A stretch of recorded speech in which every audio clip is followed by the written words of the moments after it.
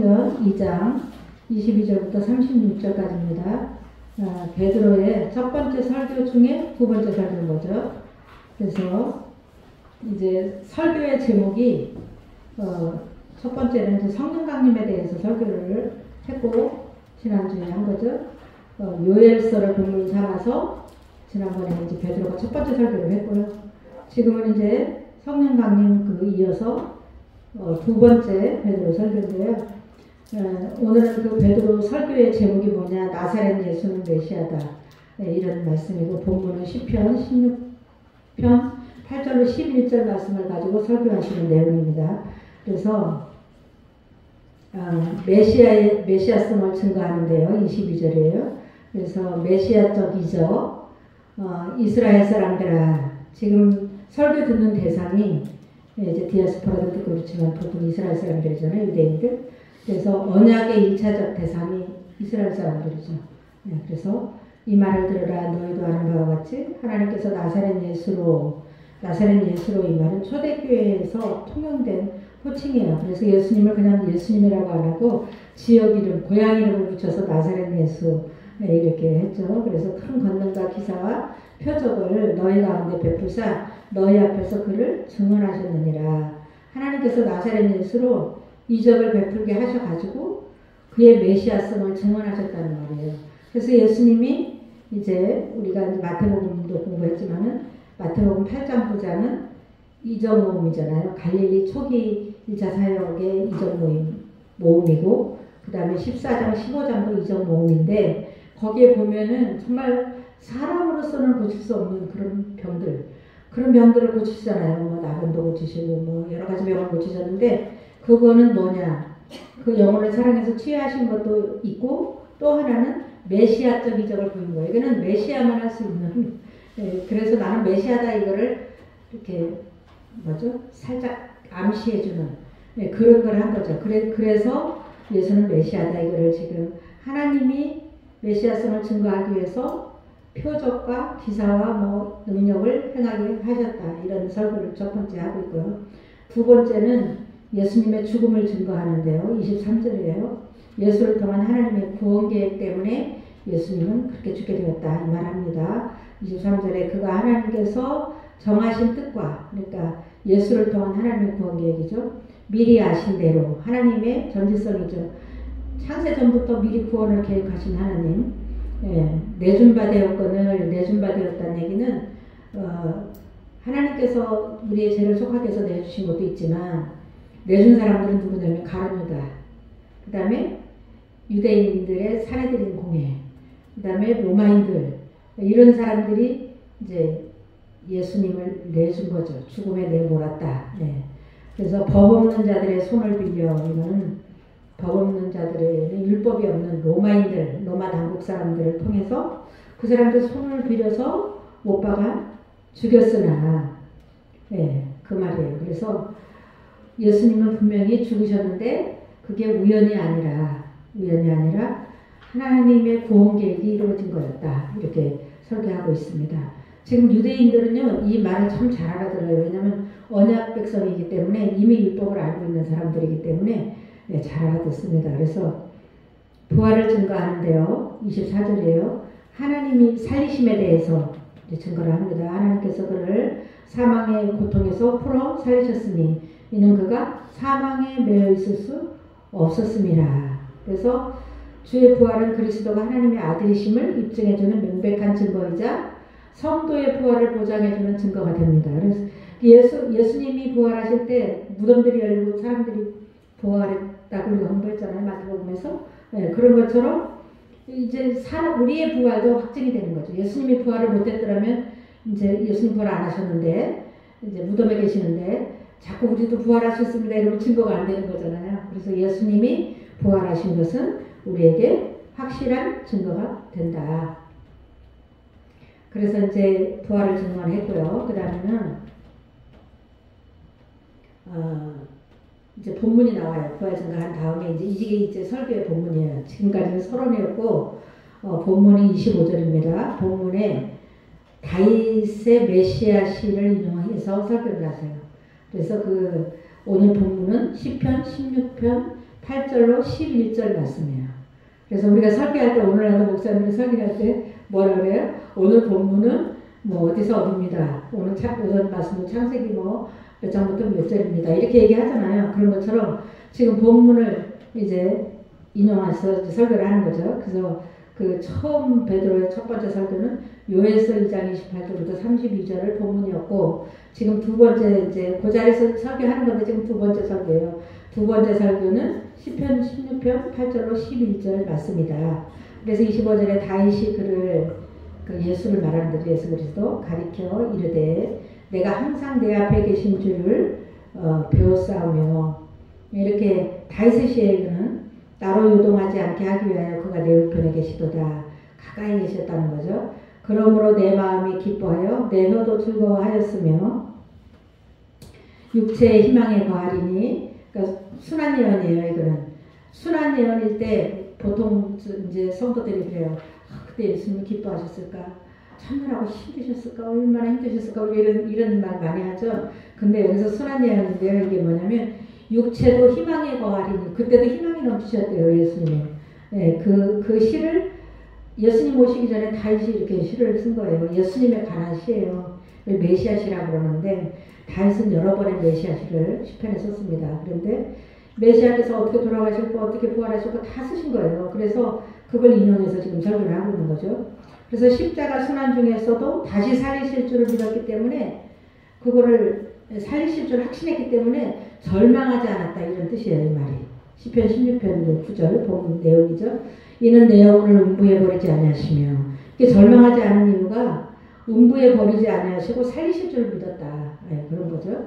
그래서 주의 거룩한 자로 예수 그리스도를 지칭하는 거고요. 썩음을 당하지 않게 하실 것이미로다. 이 부활 예언이에요. 예수님의 부활 예언. 본문 중에서 10절이죠. 그 다음에 주께서 생명의 길을 내게 보이셨으니, 생명의 길을 보이셨다는 것은 그 영생을 소망하는 노래예요. 이거는 영원히 산다. 우리도 찬양할 때 뭐예요?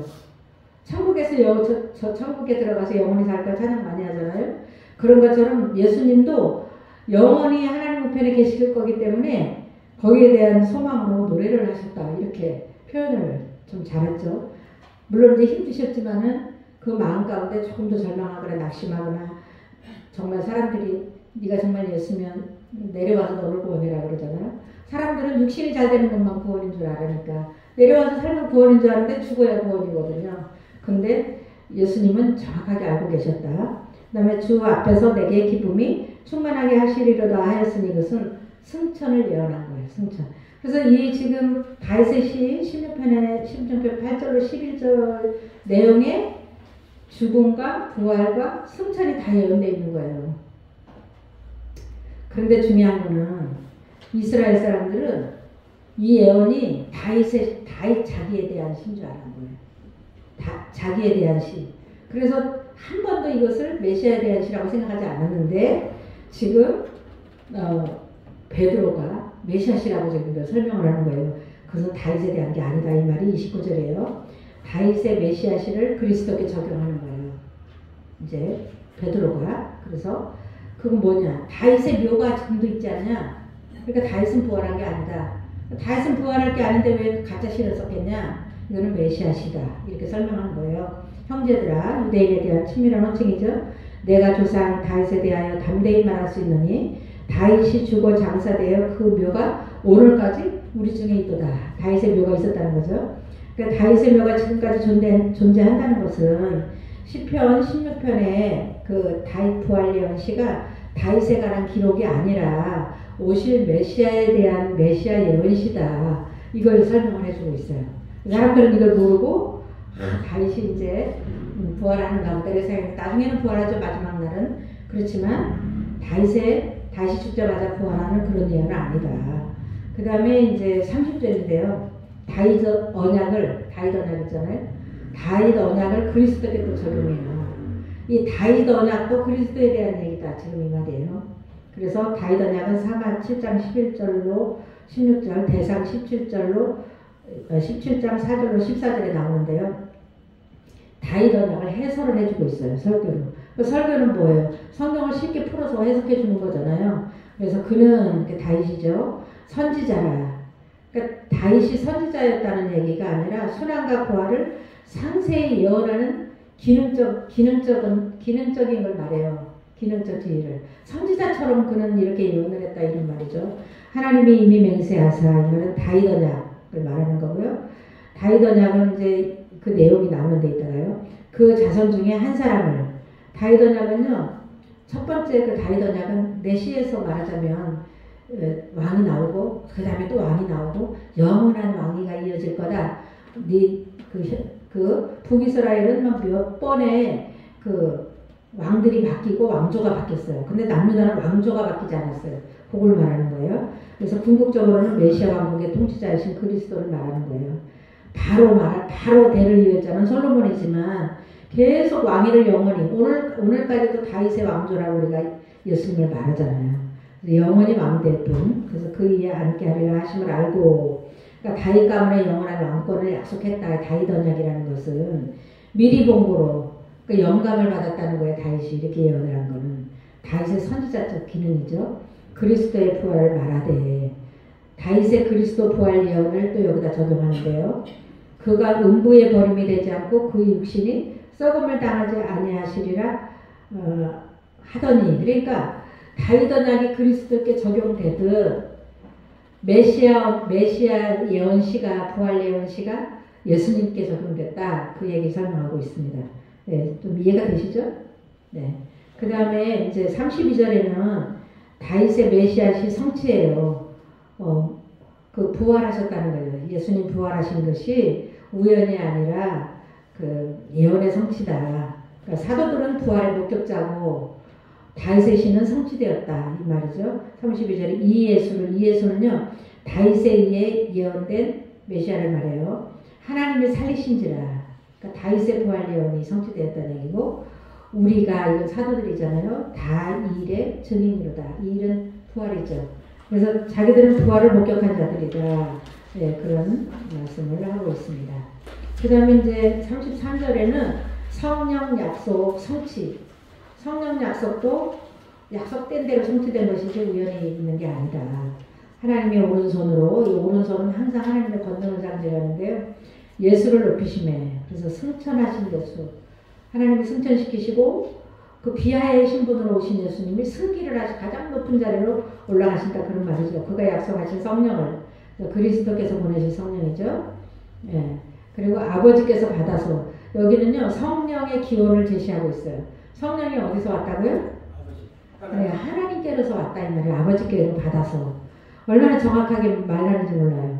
너희가 보고 듣는 이것을, 그 성령이 임했을 때의 현상, 막 불이 타는 것 같고 막 소리가 들리고 외국어를 막 말하고 이런 현상이 일어난 거다. 이렇게 말하는 거예요. 이거는 약속된 성령이지 우연히 일어난 일이 아니다. 네.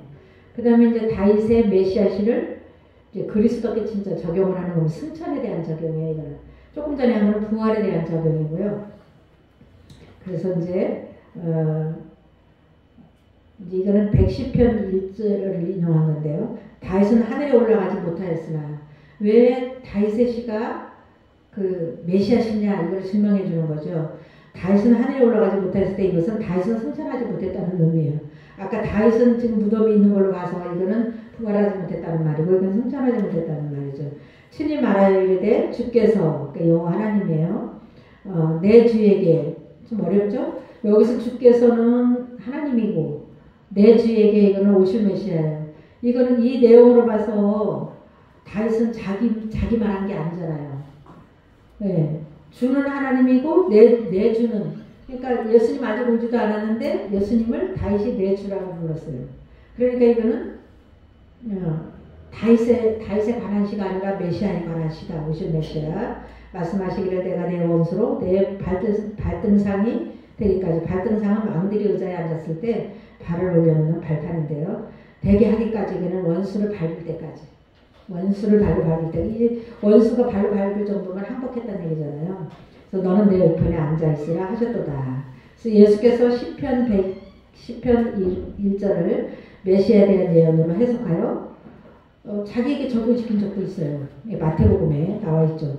마가복음에도 누가복음에도 나와 있습니다. 왜냐하면 자꾸만 예수님을 이제 비판하니까 이 내용을 예수님이 인용하셔가지고 말씀하신 적이 있어요. 왜 다윗이 자기라고 안 하고 내주에게라고 했겠냐? 그 내주가 메시아다 이렇게 설명을 예수님 친히 하신 적도 있으십니다. 근데 여기도 지금 베드로도 그걸 그대로 여기서 사용하고 있어요. 그래서 결론적 선포인데요. 지금까지 쭉 들었는데 그 다윗 언약도 메시아에 대한 얘기, 다윗의 메시아시도 메시아에 대한 얘기인데 승천과 부활과 죽음을 다 이어냈는데요. 결론적으로 이게 뭐냐? 나사렛 예수는 메시아다 이렇게 지금 설교의 결론이에요. 쭉 들어보니까 우리도 나사렛 예수가 메시아구나 알겠죠. 그때 당시 사람들은 약간 조롱하는 의미로 나사렛에서 나온 선지자 이래가지고 나사렛 예수 그랬는데 이제 이름이 됐어요. 그래서 나사렛 예수는 메시아다. 이 메시아라는 얘기 한번 먼저 볼까요? 36절 그런즉 이스라엘 온 집은 그러니까 메시아를 죽인 이스라엘 민족을 말해요. 확실히 알지니 너희가 십자가에 못 박은 이 예수는 무죄하죠. 죄가 없는데 십자가에 못 박으면은요 하나님께 저주를 받은 자라는 의미거든요. 십자가에 못 박았다는 얘기는 그러니까 죄가 하나도 없는 분을 저주받은 자로 해가지고 십자가에 달았다. 하나님이 주와 그리스도가 되게 하셨느니라. 이 주와 그리스도가 되게 하셨다. 주와 그리스도라는 칭호는 베드로의 메시지의 제목이고요. 초대교회의 신앙 고백인데요. 이 주와 메시아라는 주와 그리스도가 되게 하셨다 이 말은 메시아가 되는 말이에요. 메시아. 구약에 오고 오는 시대에 예언하신 분이 바로 나사렛 예수가 메시아였다. 너희들은 몰랐지 않았냐. 지금 이런 설명을 하고 있습니다. 그래서 베드로가요. 무식한 사람이니 충동적인 사람이니 성격이 급한 사람이니 어부니 이렇게 나사렛의 그 천한 곳에서 났느니 이런 말을 하지만은 기가 막힌 성경을 아주 간통한 설교를 오늘 했죠. 네. 그래서 성경에서 우리가 구약 성경을 읽을 때도 예수를 발견해야 되고요. 신약 성경을 읽어도 예수를 발견해야 되지 예수를 발견하지 않고 교리로 얘기하면 얘기가 안 되는 거예요. 하나님의 뜻이 예수를 말하기를 원했는데 우리는 전부 교양 있는 설교를 많이 하고 교양 있는 말을 많이 하고 우리의 또 일상생활에 적용되는 설교를 많이 하려고 그러는데 물론 필요해요. 엄청 필요하고 위로가 되죠. 그런데 원래는 메시아가 누군가를 나한테 적용시켜주는 설교가 가장 좋은 설교죠. 그래서 지금 가장 그 포인트가 되는 설교를 하고 있어요. 왜냐하면 지금 사람들이 성령 받은 현장을 목격하고 정신이 없어요. 완이 멍멍해요. 근데 그들에게 성령은 하나님이 부어주신 거고 메시아는 다윗의 예언대로 오신 분이고 지금 설교를 이렇게 쫙 해주니까 지금 설교 듣는 사람들이 심정이 어떻겠어요? 막 뜨거운 거예요. 유대인들은요 다윗이면 최고의 왕, 모세 최고의 선지자, 엘리야 최고의 선지자. 다윗이면 깜빡 죽는 사람들이에요. 한마디로 말하면. 근데 다윗이 당신들이 그렇게 중요하게 여기는 왕 중의 왕 다윗이 그 시를 썼는데 그 시는 메시아 시였다는 얘기예요. 그걸 설명해 주는 거예요. 그래서 우리가 구약 성경은 오실 메시아를 말씀하신 거고 신약 성경은 오신 예수, 재림하실 예수를 말씀하고 있다. 이거에서 우리가 벗어난 성경 해석은 많이 틀리는 거죠. 지금 정확한 설교를 이렇게 해주고 있습니다. 그래서 이렇게 정확한 설교를 이제 들은 이제 사람들의 반응이에요. 와, 이 유대인들이 깨달아 버렸어요. 이거 정말 나는 그 다윗의 신 줄만 알았는데 자기에게 해당되는 시를 다시 썼다고 생각했는데 메시아의 시야 이게. 그리고 나사렛 예수가 메시아였어? 우리가 그렇게 고대하고 우리나라를 우리 유대 민족을 회복시킬 분이 우리를 구원하실 분이 메시아라고 그렇게 학수고대했는데 오셨는데 우리가 죽였어? 지금 이거에 그냥 충격을 지금 먹는 거죠. 그래서 이제 37절로 41절 단락에는 3,000명이 회개한 내용이 이제 나옵니다. 그래서 3,000명이 회개한 거예요. 그래서 초대교회가 태동을 한 거죠. 이때 초대교회가 생겼다 이 말이죠. 그래서 이 사람들의 반응이 뭐냐? 첫째 37절에 보니까 죄의식을 느꼈어요. 말씀을 듣고 죄의식을 느꼈으면 은혜 받은 거예요. 나도 죄의식구나 이렇게 느꼈으면 은혜 받은 거라고. 지금 은혜 받았다는 얘기죠. 37절에 그들이 이 말을 듣고 베드로 설교죠. 마음에 찔려 베드로와 다른 사람들에게 물어 이르되 다른 사도들에게 이 사도 저 사도 나는 어떻게 하면 좋아 지금 이러고 있는 거예요. 형제들아 우리가 어찌하고 하거늘. 그러니까 예수님을 죽일 때 산헤드린 공회원들이 예수님을 빌라도에게 내줬고 빌라도가 판결을 내렸고 로마 병사들이 죽였지만은 이 사람들은 뭐 했어요? 바나바를 내어주고 예수를 십자가에 못 박아서서 했으니까 다 유대인들이 죽인 거거든요. 사실은 자기들도 가담했다고요. 죽이는 일에. 네, 그렇기 때문에 이제 회심을 촉구해요. 이렇게 회개를 하니까 베드로가 이르되 38절에 너희가 회개하여 각각 예수 그리스도의 이름으로 세례를 받고 제사함을 받으라. 예수 그리스도를 믿어 제사함을 받고 세례를 받으라는 의미죠. 그러면 성령의 선물을 받으리니 이 성령의 선물은 뭐냐면요. 중생시키시는 성령을 의미해요. 성령께서 이제 깨닫게 하시고 중생을 시켜서 성령의 이제 은사와는 약간 구별되죠. 지난 주일에 말씀드렸죠. 성령 세례와 성령 충만은 약간의 차이가 있다 그랬는데 예수 믿는 자들에게는 예수를 믿었다 그러면 이미 중생시키시는 성령을 우리가 받은 거예요. 그래서 예수를 믿은 거니까요. 네, 그런 말씀입니다. 그래서 성령을 받으라. 구속의 대상에 대해서 또 다시 말씀하는데 구속의 대상은 누구냐? 39절에 유대인들과 이방인들이라는 거예요. 유대인들은 자기들만 구원받는 줄 알았는데 유대인과 이방인들이 구속의 대상이다. 39절에 이 약속은 그러니까 제사함과 성령 세례는 그 1장 4절에도 나오고요. 사도행전 1장 4절. 그 다음에 또 6월 2장 28절로 32절에도 나오는 거죠. 너희와 너희 자녀와 그러니까 이스라엘 선민을 말하는 거고 모든 먼데 사람은 이방인들을 말하는 거예요. 곧 주 우리 하나님이 얼마든지 부르시는 자들에게 하신 것이라 하고 구원 약속은요 얼마든지 부르시고 수많은 사람을 다 구원할 수 있다는 거죠. 전 인류를 구원할 수 있는 능력인데 사실 믿지 않아서 구원 못 받는 거죠. 그죠? 능력이 부족해서가 아닌 거잖아요. 그래서 이제 권면을 하는데 구원으로의 초청이에요. 이때 이제 우리가 딱 이걸 여러 말로 확정을 해서 예수를 믿고 고백하게 우리가 해줘야 되는 거죠. 우리도 전도할 때 40절에 또 여러 말로 확증하며 권하여 이르되 너희가 이 패역한 세대에서 이거는 메시아를 거역하고 십자가에 못 박아 죽인 유대인들과 단절하라는 얘기예요.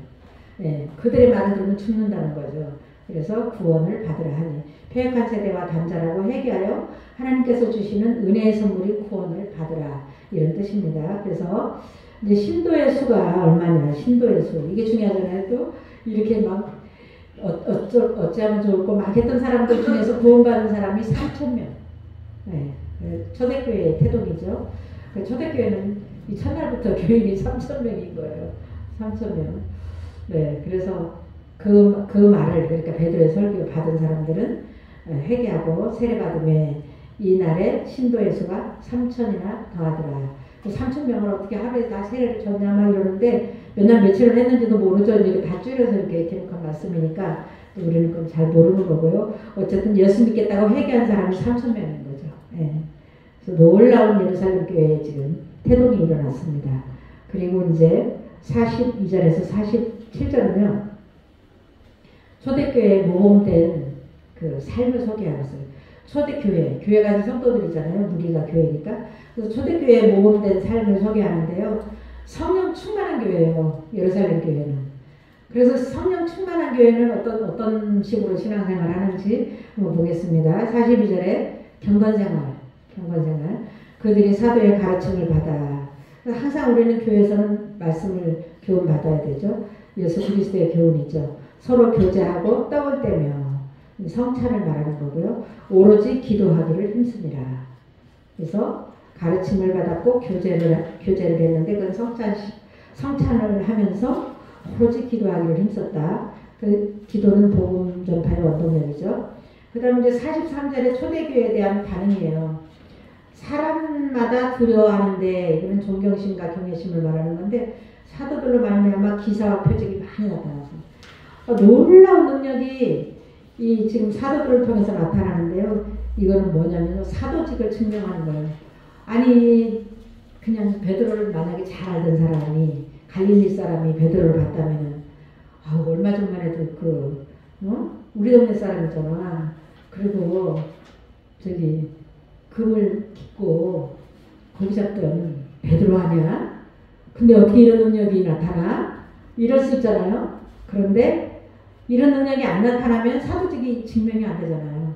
여전히 그런 사람인 줄 아는데 능력이 나타나니까 증거가 됐다 이런 말이에요. 그래서 모세도 이렇게 능력을 행하게 해가지고 하나님이 모세를 존귀하게 보게 하나님 만들으셨어요. 왜냐하면 리더가 돼야 되니까. 네, 그런 것처럼 여기서도 사도들의 명성이 지금 엄청 이렇게 뜨겁습니다. 그리고 또 이제 그 교회에 대한 존경심이 있는 거죠. 성도들에 대해서 표적도 나타나고 사도들에 대한 존경심도 있고 그렇겠죠. 이 44절의 성도들의 영적 일체예요. 자발적으로 이웃사랑을 실천해요. 자발적으로. 44절에 믿는 사람이 다 함께 있어. 그러니까 모기를 힘쓴 거죠. 모든 물건을 서로 통용하고 또 재산과 소유를 팔아 각 사람의 필요를 따라서 나눠주며. 그래서 천국에 들어가는 그 기준을 이제 설명한 게 있는데 정말 예수를 믿는다면 이웃사랑을 실천하는 자들이다 이런 뜻이죠. 그래서 이웃사랑을 하지 못한 자와 이웃사랑을 한 자, 이웃사랑을 실천한 자 이거로 나눠지는 양과 염소의 비유가 있잖아요.